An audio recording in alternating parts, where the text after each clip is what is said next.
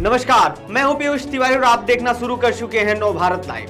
धर्म की आड़ में आस्था का बाजार कितनी गहरी और गंदी साजिश रच सकता है, आज हम उसका एक भयानक चेहरा आपको दिखाने जा रहे हैं। खबर सीधे छतरपुर से है, जहां एक 27 साल की महिला को पवित्र माने जाने वाले बागेश्वर धाम के नाम पर न सिर्फ ठगा गया बल्कि उसके साथ दुष्कर्म भी किया गया और फिर उसे ब्लैकमेल करके उसको लूटा भी गया।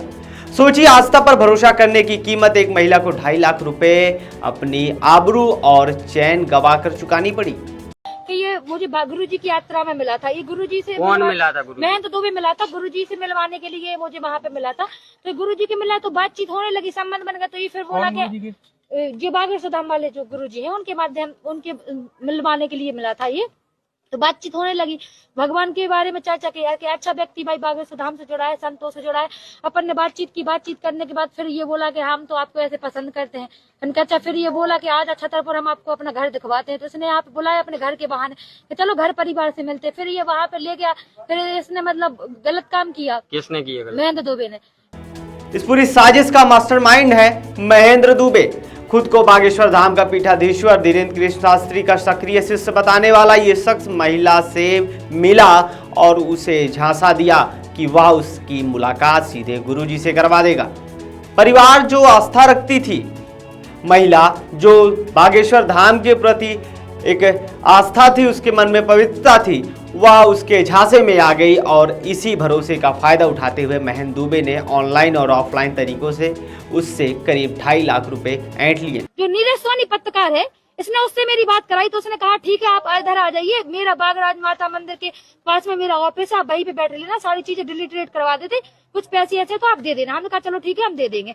इतने हमारी कॉन्फ्रेंस के माध्यम से फिर। लेकिन ये सिर्फ शुरुआत थी।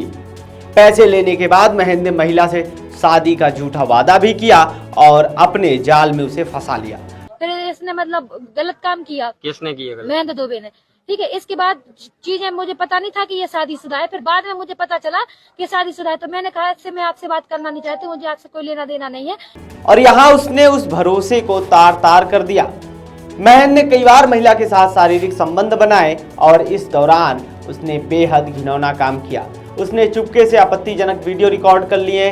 अब आप सोचिए कि जिस शख्स को वो आस्था के नाम पर जानती थी कि वो बागेश्वर धाम के शिष्य हैं, वो अब उसे उन्हीं वीडियो को वायरल करने की धमकी देकर लगातार ब्लैकमेल कर रहा था और पैसे भी वसूल रहा था।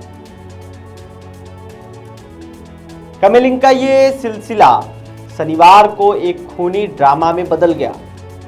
यही नहीं रुका, पीड़िता ने बताया कि शनिवार देर रात महेंद्र ने उसे बड़े बगराजन क्षेत्र में बुलाया, यह कहकर कि वो वीडियो डिलीट कर देगा। लेकिन जब महिला वहां पहुंची तो महेंद्र ने गाली गलौज कर उसे जमीन पर पटक दिया और बुरी तरीके से मारपीट की। गुंडागर्दी यही नहीं रुकी, जाते जाते आरोपी ने महिला का मोबाइल फोन छीन लिया, गले की चैन छीन ली और कान की बाली तक भी नहीं छोड़ा। ये घटना दिखाती है कि आरोपी कितना बेखौफ था। पहले आस्था का सहारा लिया, फिर ब्लैकमेल किया और जब महिला ने विरोध किया तो उसे सरेआम लूटा, पीटा, मारा। इस पूरे घटनाक्रम के बाद महिला ने हिम्मत दिखाई। पहले उसने सिटी कोतवाली थाने में मारपीट की शिकायत दर्ज कराई और फिर सोमवार को सिविल लाइन थाना पहुंचकर दुष्कर्म और ब्लैकमेलिंग की गंभीर शिकायत भी दर्ज करवाई। फोन लगाता रहा, हमसे पैसे लेते रहा। उसके बाद हम इनकी FIR करने आए तो यहाँ पे नीतन भैया वगैरह, ये सत्यम शर्मा जी लोग सब लोग आ गए।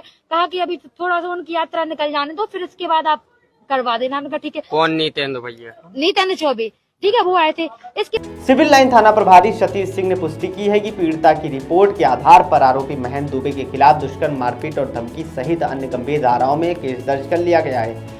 पुलिस अब इस सनकी और शातिर अपराधी की तलाश कर रही है। सबसे बड़ा सवाल है, बागेश्वर धाम के नाम पर खुद को शिष्य बताने वाले ऐसे लोगों की क्या कोई जांच नहीं होती? क्या यह सिर्फ एक अकेला महेंद्र दुबे हैं या ऐसे ही और भी जालसाज धर्म की आड़ लेकर लोगों की आस्था और जेब दोनों लूट रहे हैं? पुलिस को जल्द से जल्द इस आरोपी को गिरफ्तार करना होगा ताकि ऐसी घिनौनी करतूतों करने वाले दूसरे जालसाजों को एक कड़ा संदेश मिल सके। आपका क्या कहना है इस पूरी वीडियो पे कमेंट बॉक्स में जरूर लिख करके बताएं और हम भी इस खबर को लगातार नजर बनाए हुए हैं। आप भी बने रहिए नव भारत के साथ।